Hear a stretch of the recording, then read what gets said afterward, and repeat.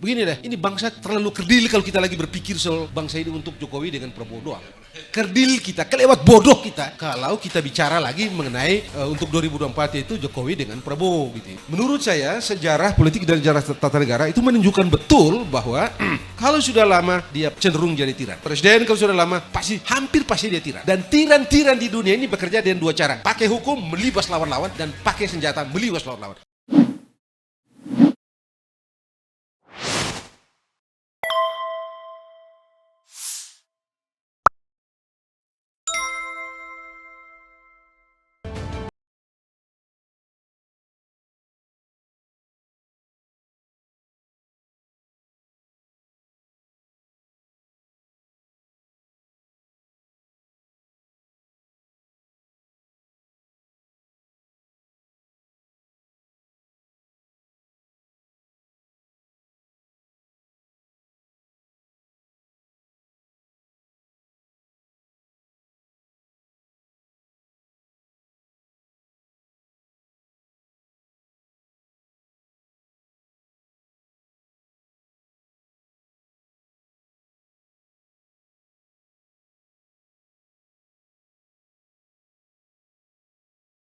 Jadi, saya mau bilang, satu, pembatasan masa jabatan presiden itu inti, tadi seperti kan disampaikan oleh Bang Rizal Ramli, dan memang begitulah orang-orang yang belajar ilmu tata negara, membatasi, mencegah agar jangan jadi bajingan. Presiden tidak menjadi penindas. Karena begitu orang menjadi, itu sebabnya, Bung Refli pasti belajar, dan saya tahu deh ya belajar gitu. Ini gagasan pada kenapa misalnya Amerika itu 4 tahun, orang takut jangan sampai jadi penindas. Ada usulan pada waktu 7 tahun, ada yang 6 tahun, ada yang 5 tahun, ada yang 3 tahun, lalu dipilih 4 tahun. Mengapa? Penindas. Kalau lama itu jadi penindas. Itulah akhirnya ya kita memilih 5 tahun.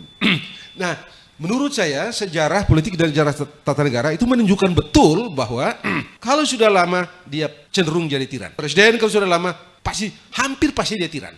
Tidak ada, dan tiran-tiran di dunia ini bekerja dengan dua cara. Pakai hukum melibas lawan-lawan dan pakai senjata melibas lawan-lawan. Tidak ada cara lain. Di dunia ini semua tiran begitu menempuh cara itu.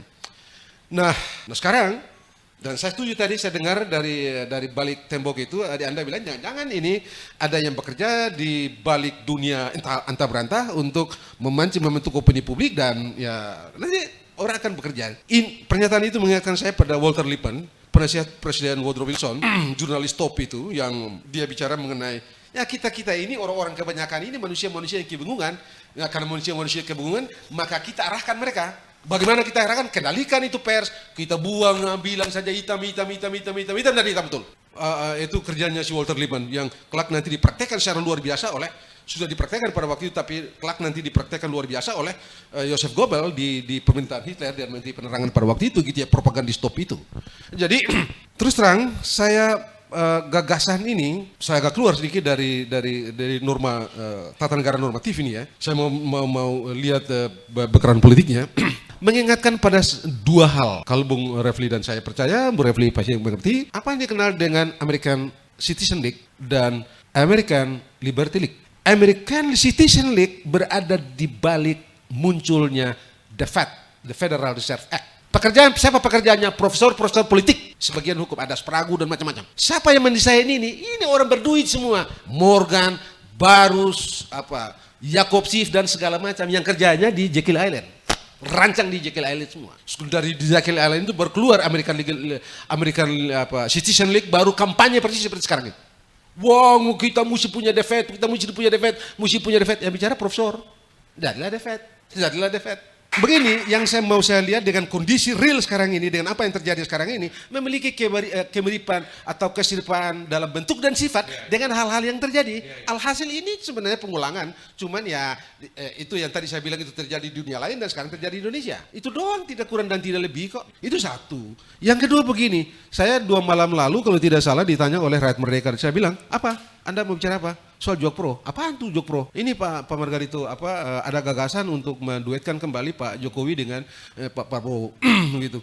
Loh, jadi Anda itu yang Anda mau tanya dari saya? Ya, begini deh. Ini bangsa terlalu kerdil kalau kita lagi berpikir soal bangsa ini untuk Jokowi dengan Prabowo doang. Kerdil kita, kelewat bodoh kita kalau kita bicara lagi mengenai untuk 2024 itu Jokowi dengan Prabowo gitu. Itu satu. Yang kedua begini. yang saya dapat mengerti tentang Prabowo, yang dapat saya mengerti dan saya cek, ya, semua yang dapat saya cek secara objektif, saya berpendapat ini manusia agak konstitusionalis, ya. Bahwa belakangan mungkin dia agak pragmatis, itu satu soal. Tapi dalam arti begini. Ada juga konstitusionalis pragmatis. saya nggak tahu. Boleh saja begitu. Anda boleh bilang begitu ya.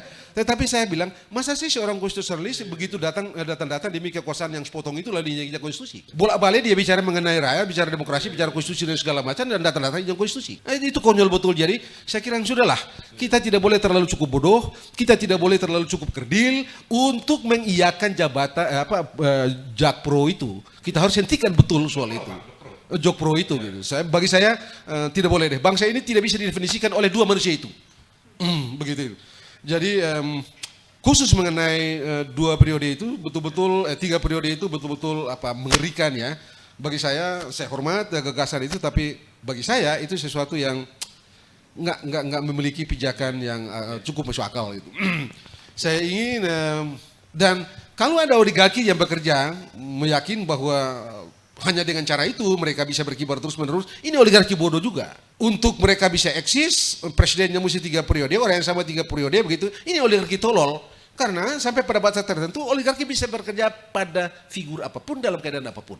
Bagi saya, dengan pengalaman melihat sejarah di negeri lain, oligarki selalu memiliki kesempatan, selalu memiliki cara untuk mengendalikan negara dengan cara mereka yang kadang-kadang kita nggak tahu. Ada begitu banyak cara untuk bisa dilakukan.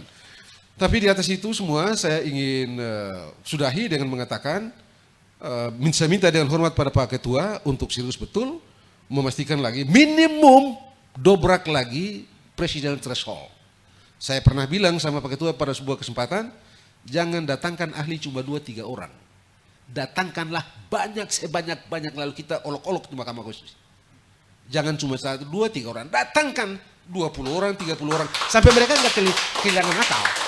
Sebab kalau tidak begitu, nanti mereka bilang lagi gampang saja. Ini sudah 4 kali bikin, nggak bisa belum segala macam. Jadi ya ini open legal policy, konstitusinya begitu, normanya begini, jadi kita masih begini aja. Dan menurut saya ingin mengakhirinya dengan mengatakan, minta dengan hormat pada Pak Ketua DPD untuk serius betul menangani soal presidential threshold. Ini diskriminasi yang kelewat kasar. Ini sama sekali bertentangan dengan prinsip-prinsip republik. Prinsip republik, kesamaan, itu mutlak, dan biarkan sistem itu kita siapkan. Perkara ada siapa yang maju urusan lain, tapi sistem kita mesti kita siapkan. Sistem tidak bisa mengandung elemen-elemen diskriminatif atau elemen-elemen ketidakadilan. Menurut saya presidential threshold sekarang ini betul-betul tidak adil. Karena itu sekali lagi di akhir ini saya ingin meminta dengan hormat pada Pak Ketua DPD untuk seserius mungkin menjebol benteng busuk ini. Terima kasih banyak. Assalamualaikum warahmatullahi wabarakatuh.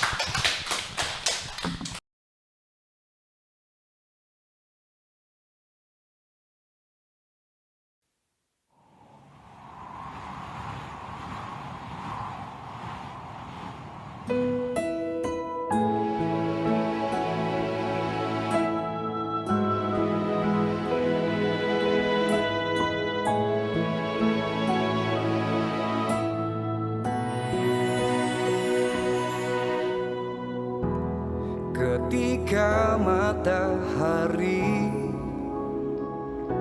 hanya di atas kepala, panas melelehkan padang yang luas, tak ada naungan, tapi Engkau pemimpin adil. Tuhan memberi kabar gembira.